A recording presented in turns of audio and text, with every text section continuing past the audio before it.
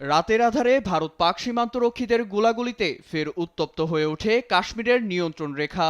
শুক্রবার রাতে line of কন্ট্রোলের নিয়মের গুরুতর লঙ্ঘন করে পাক সীমান্তরক্ষীরা টহলরত ভারতীয় সীমান্তরক্ষীদের উপর দ্বিতীয় দফা গুলি চালায় বলে উঠেছে অভিযোগ। জবাবে পাল্টা গুলি ছোড়ে ভারতীয় সৈন্যরা। শনিবার এক প্রতিবেদনে এমনটাই জানায় ভারতীয় গণমাধ্যম এনডিটিভি। হামলার অভিযোগ উঠলেও ঘটেনি হতাহতের ঘটনা। এর মধ্যেই আরও শক্ত অবস্থানে যাচ্ছে ভারত। পাকিস্তান যেন সিন্ধু নদের এক ফোঁটা পানিও না পায় তা নিশ্চিত করতে নদে শিগগিরই ড্রেজিং শুরু করতে চলেছে উজানের দেশ ভারত। শুক্রবার স্বরাষ্ট্রমন্ত্রী অমিত শাহর বাসভবনে শীর্ষ নেতাদের জরুরি বৈঠক শেষে আসে এ ঘোষণা। সোশ্যাল মিডিয়ার এক পোস্টে সরকারের দীর্ঘমেয়াদী পরিকল্পনার কথা জানান ভারতের জলশক্তি মন্ত্রী সিআর পাটেল। জানান, ড্রেজিং করে পানির প্রবাহ ঘুরিয়ে দেওয়া হবে অন্যদিকে।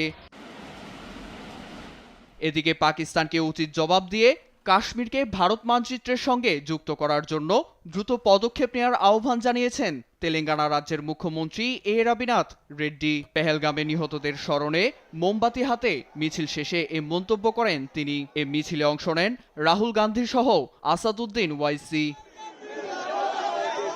পাল্টাপাল্টি পদক্ষেপে ভঙ্গুর কূটনৈতিক সম্পর্ক তলানিতে গিয়ে ঠেকেছে দুই পরমাণু শক্তিধর দেশের। তবে নিজেদের মধ্যে সব ঝামেলা মিটিয়ে নিতে পারবে বলে মত মার্কিন প্রেসিডেন্ট ট্রাম্পের। ভারত পাকিস্তানের সঙ্গে আমার ঘনিষ্ঠ সম্পর্ক। কাশ্মীর নিয়ে তারা হাজার বছর ধরে লড়াই করছে। ৩০ জনেরও বেশি নিহতের খবরটি সত্যিই দুঃখজনক। ১৫০০ বছর ধরে চলা সংঘাত আজও রয়ে গেছে। দুদেশের নেতাকেই আমি চিনি, তারা নিজেরাই সমাধান করতে পারবে। অন্যদিকে দক্ষিণ এশিয়ার দেশ দুটির মধ্যকার উত্তেজনা নিরসনে মধ্যস্থতার প্রস্তাব দিয়েছে ইরান। দিল্লি ও ইসলামাবাদের সঙ্গে ভ্রাতৃত্বের সম্পর্কের জেরে এই পদক্ষেপের কথা জানায় তেহরান। এ নিয়ে সামাজিক যোগাযোগ মাধ্যমের এক পোস্টে কথা বলেন ইরানের পররাষ্ট্রমন্ত্রী আব্বাস আরাকচি।